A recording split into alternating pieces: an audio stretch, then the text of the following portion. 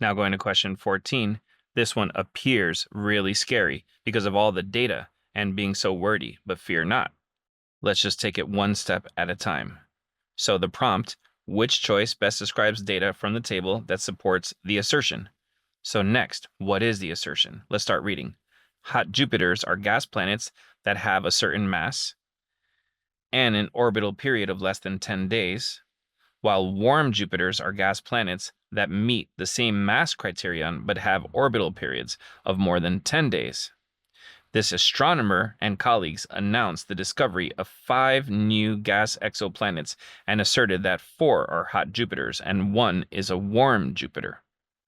So the assertion has to do with these 5 new planets, and there are 5 entries in here. So far that makes sense.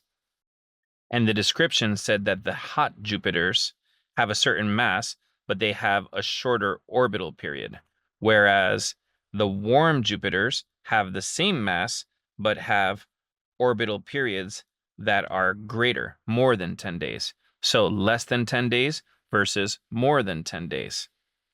So looking at the data now, 4 of them have orbital periods less than 10 days, which would make them hot Jupiters, and 1 of them has an orbital period more than 10 days, which makes it a warm Jupiter.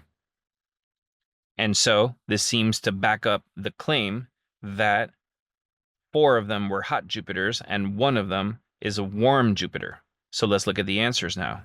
A, none of the planets have an orbital period of more than 10 days, and this one has a mass of 6.33.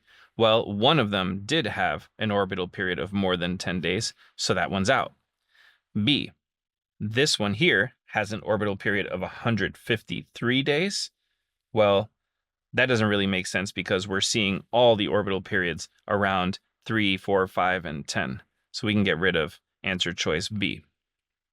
C says all the planets have a radius of a certain amount, and 1 of them has an orbital period of more than 10 days. The second part is pretty good, but the first part was dependent on the mass, not the radius. Because if you look at the descriptions, we're hearing these things are gas planets that have a certain mass and a certain orbital period. So we don't really care what the radius is, so we can get rid of C as well. So now D, each of the planets has a mass greater than 0.25 Jupiters. We were seeing that in the data there. They're all greater than 0.25. And all of them, except for 1, had an orbital period of less than 10 days. And that was true because these 4 had the shorter orbital periods, but 1 of them had the greater one. So the answer for 14 is going to be D.